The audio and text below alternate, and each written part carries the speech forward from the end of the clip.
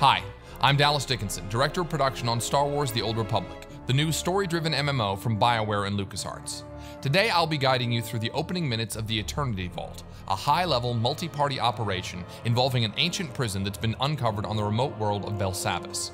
Inside this prison, a terrible evil has broken free that now threatens both the Republic and the Empire. At level 50 in the game, whichever side you're on, you'll be dispatched to deal with this threat. Today, we'll be watching the first part of the experience from the Imperial perspective, beginning with the conversation with General TRUE-1080P. My lord, forgive the lack of protocol, but war has broken the chain of command, and my purpose is grave. I am General TRUE-1080P, Commanding Officer of the Imperial Reclamation Service. I understand you're familiar with us. You run archaeological expeditions to uncover Sith and alien artifacts. And deal with the threats they represent. We uncovered a new section of Belsavis prison during a bombing run. It's been sealed for 20,000 years. The Rakata called it the Eternity Vault. It's where they kept the prisoners and technology they could never afford to release. This doesn't sound promising. We've been translating the Rakata inscriptions. Most are indecipherable, but a few refer to a prisoner called the Infernal One. Took an army to stop the Infernal One before. If we don't do anything, well, the war against the Republic may be nothing next to what'll come. The weapons in that vault could give us an advantage over the Republic. That will be up to you. General TRUE-1080P has briefed our group on the situation, and our heroes know what they have to do.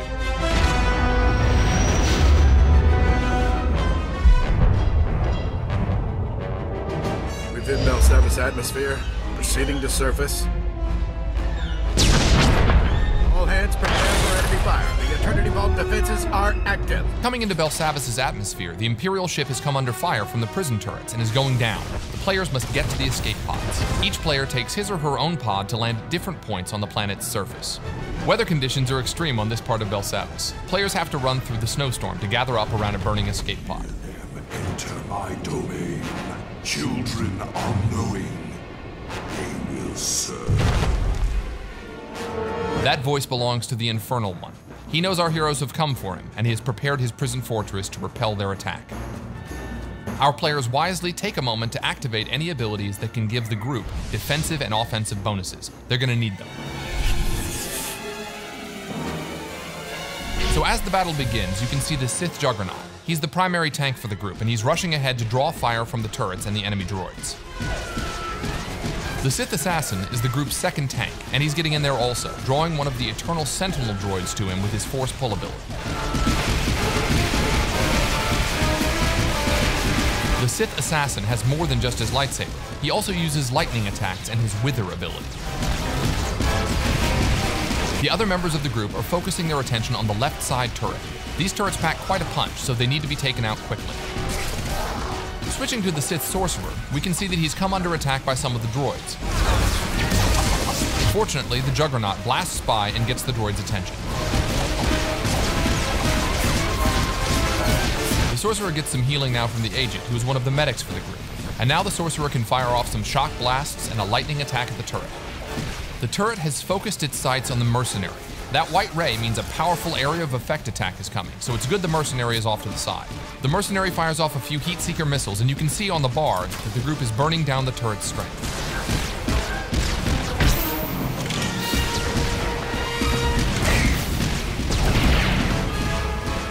The majority of the group is now focused on taking out the remaining droids, while off in the distance, the Sith Marauder works on weakening that second turret. Here we see the Power Tech use his retractable blade on one of the droids, but even as one falls, more are coming in. You can see the Sorcerer here unleashing Force Storm, a wide area of effect attack to damage as many droids as possible.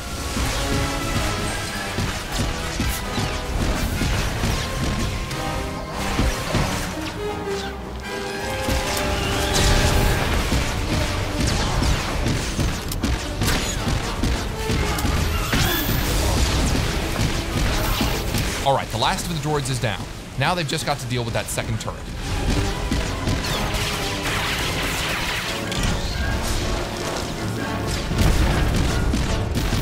And with one last barrage of missiles, that's down too.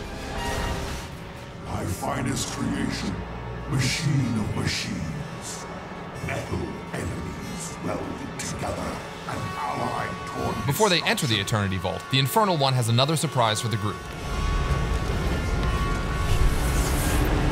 This is going to be a harder fight. The Sith Juggernaut force charges in to kick things off. We switch perspectives to the Operative, who's already firing off some heaters. Note that he's got larger icons to show group members' health, front and center. A nice UI option for medics. So far, so good. The Juggernaut and Assassin are keeping the droid's attention while the others lay down damage from range. The Annihilation droid has laid down a sweep there to blast back the group members who were standing too close. Now here's where it gets complicated. When the droid starts firing off those swarms of missiles, that's deadly. Fortunately, the group knows this, and you can see them taking cover behind the destroyed turret.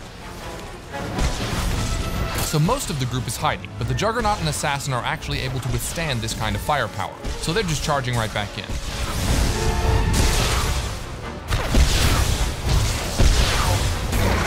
As soon as the missile barrage is over, the rest of the group emerges to continue the fight as well.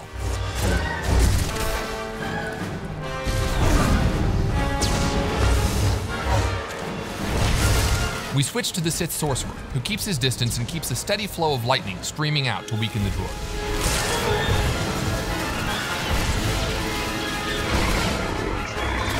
The player slides into first-person view to get a better perspective on the battle.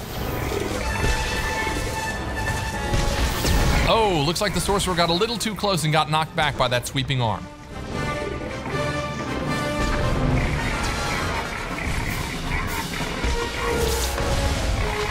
Now the droid is beginning another bombardment with his rockets. This time the group doesn't hide, however, and instead collapses in and keeps fighting. It's critical here that the healers use area of effect heals on the entire group. Even so, that's a lot of damage very quickly and the Marauder goes down. Luckily, the second Sorcerer, skilled in healing, has reanimation, which revives downed group members even in the midst of battle.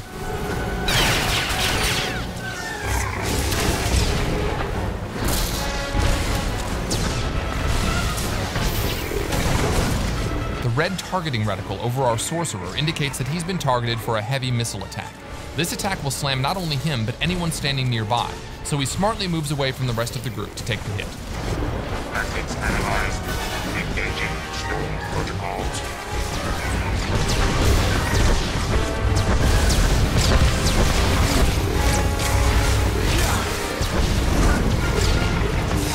Ouch! Another swing from the Annihilation droid's cannon sends the Juggernaut flying. He won't stay down long though. Running back, he uses force charge to leap into the fray.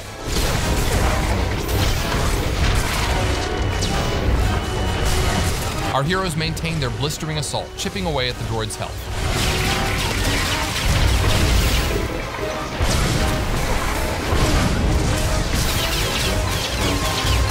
Methods analyzed. Engaging storm protocols.